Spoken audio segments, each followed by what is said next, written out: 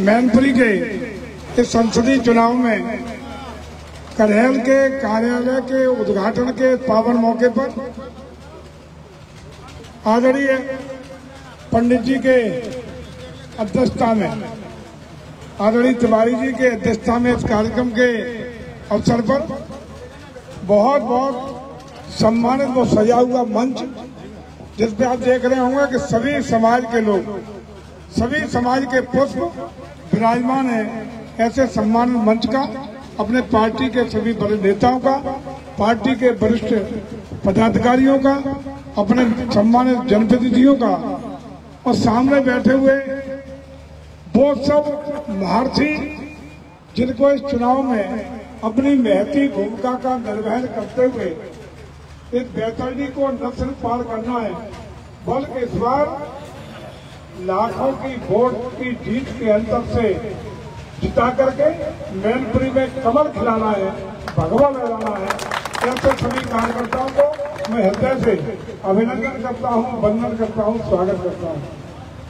चूंकि पूर्व वक्ताओं ने सारी बातें मैं समझता हूं कि आपके बीच में रखने का काम किया है। सारी स्थितियां, सारी परिस्थितियां, सारी वो बातें जो महत्वपूर्ण है इस देश के लिए, महत्वपूर्ण है इस प्रदेश के लिए और महत्वपूर्ण है इस मैनपुरी संसदीय क्षेत्र के लिए, उन सारी चीजों को आपके बीच में रखा है। इस वजह से कोई उन चीजों की पुनरावृत्ति न करते हुए मैं केवल 2-3 बातें आप सब लोगों के बीच में मोटी मोटी रखना चाहूंगा। पहले तो आप इस चीज के वाकिफ होंगे कि 10 साल में मोदी जी ने जिस तरीके से देश के मान सम्मान और प्रतिष्ठा में विश्व स्तर पर एक धमक को दी है, विश्व पटल पर भारत का सम्मान बढ़ाया है। जब वो गद्दी संभाले थे उस समय भारत दुनिया की 11वीं अर्थव्यवस्था था। आज दुनिया की 5वीं अर्थव्यवस्था भारत बना है। और सबसे गौरव की बात यह है कि जिस देश ने, जिन अंग्रेजों ने हमारे ऊपर लंबे समय तक राज किया, वो कहा जाता है कि जिनके साम्राज्य में कभी सूर्यास्त नहीं होता था, इतना बड़ा साम्राज्य था, उससे बड़ी अर्थव्यवस्था मोदी जी के प्रयास से आज भारत बना है। ये हम सबके लिए गौरव की बात है। चाहे वो अर्थव्यवस्था को मजबूत करने की बात हो, देश में खुशहाली लाने की बात हो, पाकिस्तान और अगल बगल के दुश्मन देशों पर जो हमारे भारत के जवानों का शीश काट के ले जाते थे, आज भारत दुश्मन देश की धरती पर उनके घर में घुस के मारने का काम करता है। ये है नया धमकता चमकता भारत। चाहे भारत की धमक की बात हो, चंद्रयान 3 की बात हो, आंतरिक सुरक्षा की बात हो, वायु सुरक्षा की बात हो, अंतरिक्ष टेक्नोलॉजी में विभिन्न क्षेत्रों में बढ़ते हुए भारत के कदम हो, या पूरे देश के गरीब कल्याण के लिए चलाई जा रही दर्जनों योजनाएं होंगी। अगर गिनती करेंगे तो दर्जनों होगी। हम एक लाइन में कह सकते हैं कि बच्चे के गर्भ में आने से लेकर के मृत्यु तक की गरीब के कल्याण के लिए सारी व्यवस्थाएं, सारी योजनाएं आज हमारी सरकारें देने का काम कर रही हैं। और सर्वाधिक रूप से इन योजनाओं का लाभ उन लोगों को मिल रहा है जो गरीब हैं, जिनको सहायता की जरूरत है। किसी जाति के हों, किसी धर्म के हों, किसी संप्रदाय के हों, कोई भेदभाव नहीं किया। सबका साथ, सबके विकास के नारे के साथ भारत सरकार की, आदरणीय मोदी जी की 10 साल की सरकार में देश का, गरीब का कल्याण, किसान का कल्याण, महिलाओं को अधिकार, महिलाओं की सुरक्षा और महिलाओं को बहुत आगे बढ़ने का संकल्प पूरा करने के लिए देश ने एक कदम बढ़े। दूसरी ओर आदरणीय अखिलेश जी के नेतृत्व में 12 से 17 के कार्यकाल के दौरान उत्तर प्रदेश में जो गुंडई हुई, जो अपराध हुए, जमीनों पर कब्जे हुए, चौक बचीली हुई और कहीं भी किसी को न्याय नहीं मिला, जमीनों पर कब्जे के किसी को बख्शा नहीं गया। और उसका परिणाम हुआ कि 2017 में आप सब लोगों ने इस सरकार को पलटने का मन बनाया और पूरे प्रदेश में एक समर्थन देकर के प्रचंड बहुमत से भारतीय जनता पार्टी की 2017 में सरकार बनाई। आदरणीय उत्तर प्रदेश के मुख्यमंत्री योगी आदित्यनाथ जी के नेतृत्व में प्रदेश में सरकार बनी और प्रदेश में सरकार बनने के बाद इन 7 सालों में आपने देखा कि प्रदेश में कानून का राज स्थापित हुआ, प्रदेश में विकास की योजनाएं आई, इंफ्रास्ट्रक्चर डेवलपमेंट की बात करें, एक्सप्रेस वे की बात करें, एयरपोर्ट की बात करें। 3 एयरपोर्ट थे स्टेट में, 17 एयरपोर्ट उत्तर प्रदेश में संचालित है। तमाम एक्सप्रेस वे की बात करें, नई ट्रेनों की बात करें, या तमाम दर्जनों योजनाओं को विकसित करने का काम करते हुए उत्तर प्रदेश की तकदीर और तस्वीर बदलने का काम हुआ। और उसी का परिणाम है कि देश और दुनिया के निवेशक आज उत्तर प्रदेश में अपना निवेश करने के लिए विकास की योजना लेकर के उत्तर प्रदेश की ओर आकर्षित हुए हैं। और हिंदुस्तान के किसी भी प्रांत से ज्यादा 40 लाख करोड़ के निवेश प्रस्ताव उत्तर प्रदेश की धरती पर एक मुश्त आए, जिनमें से पिछले महीने 11 लाख करोड़ निवेश प्रस्ताव का शिलान्यास करने का काम एक मुश्त हिंदुस्तान की किसी भी राज्य से ज्यादा उत्तर प्रदेश में हुआ। और जब निवेश हुआ और निवेश होगा, घर में पैसा आएगा तभी तो दम वाला घर बनाओगे, तभी तो बच्चे और खान पान और आपका जीवन स्तर ऊंचा होगा।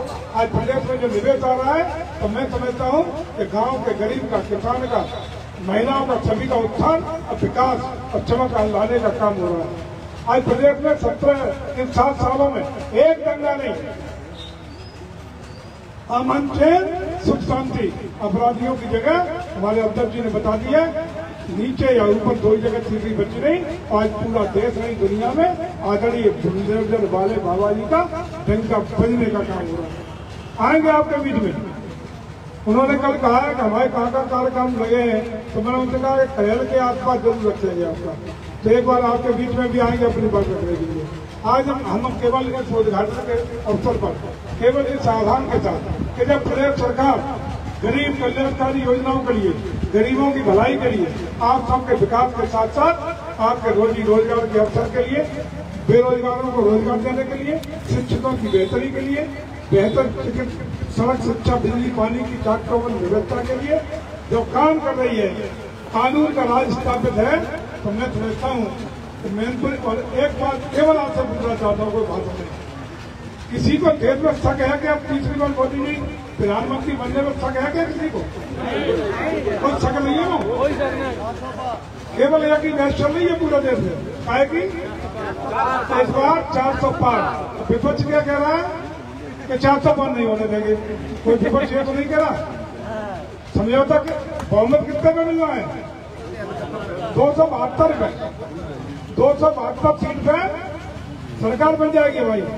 तो हम टारगेट 400 बार कर रहे हैं। तो आज तक किसी ने कहा केवल एक ही बैठक 400 पार या 400 नीचे, इसका मतलब पार नहीं होंगी तो भी सरकार, और पार हो जाएगी तो हमारा लक्ष्य पूरा।